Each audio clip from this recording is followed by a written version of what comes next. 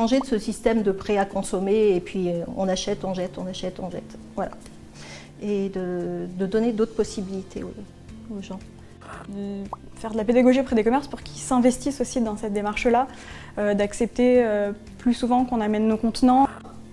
Je sais pas, déjà essayer de faciliter le tri à tout le monde, mettre peut-être des poubelles de tri vraiment partout. Demain, on met en avant le lien dans les immeubles, on les responsabilise en leur disant qu'il va avoir un intérêt financier, mais tout le monde va jouer le jeu. Plutôt responsabiliser, je pense, les gens, sans forcément leur faire la leçon, surtout pas leur faire la leçon. Évoquer les déchets, c'est évoquer la qualité du service public, mais aussi, bien sûr, notre manière de vivre. En d'autres termes, notre vie quotidienne. Et nous avons, collectivités comme citoyens, encore des progrès considérables à faire, qu'il s'agisse de prévention, qu'il s'agisse de recyclage, de réemploi ou encore de compostage. Et c'est pourquoi la métropole, grâce à votre contribution, dans le cadre d'une très large concertation, a élaboré un plan d'action qui ambitionne de faire de notre territoire un territoire exemplaire. Et c'est évidemment ensemble que nous y parviendrons. Le nouveau plan d'action frappe fort, avec une série de leviers très innovants. Le tri des déchets alimentaires, la tarification incitative, un contrôle renforcé pour les mauvais trieurs et de nouvelles ambitions pour nos déchetteries. C'est un plan pionnier en France. Il se donne les moyens de ses ambitions, à savoir réduire drastiquement nos déchets et accompagner au mieux le changement des comportements. Si on s'y met tous, oui, on peut relever le défi.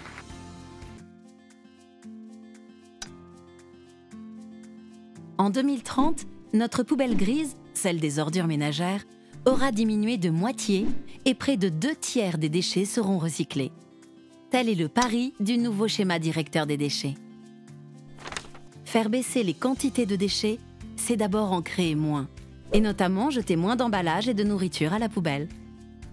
La métropole va ainsi promouvoir l'achat en vrac, la collecte du textile, le retour du verre consigné et renforcer son action contre le gaspillage alimentaire. 7 nouvelles recycleries recevront les objets usagés pour être réemployés. Les maternités et structures de la petite enfance, elles, seront incitées à passer aux couches lavables. À terme, c'est 30 000 tonnes de déchets en moins et une source d'économie pour chacun. On devra également trier ces déchets alimentaires. Épluchures, restes de repas, etc. On pourra en faire du compost pour son jardin ou les déposer dans un nouveau bac collecté par la métropole. Toute cette matière organique servira alors à produire du gaz par méthanisation et du compost pour l'agriculture locale.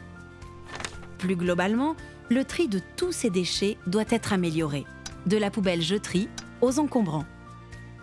La métropole va bien faciliter la démarche, avec de nombreuses bornes verre et textiles en plus, ainsi qu'un réseau de déchetterie nouvelle génération réservé aux particuliers. Et en même temps, elle va serrer la vis à l'égard des mauvais trieurs. Une nouvelle police de l'environnement va contrôler la qualité du tri. Par ailleurs, la taxe d'enlèvement des ordures ménagères sera facturée en fonction de notre quantité de déchets. Moins on en produira, plus on fera d'économies. Enfin, les outils industriels de traitement des déchets vont être modernisés en conséquence et mutualisés avec les territoires voisins. Un centre de tri plus grand, un centre de valorisation énergétique optimisé pour le chauffage urbain, et la création d'un nouveau site de méthanisation et de compostage des déchets alimentaires. C'est en agissant ainsi, sur tous les fronts, que l'on obtiendra ensemble un vrai résultat.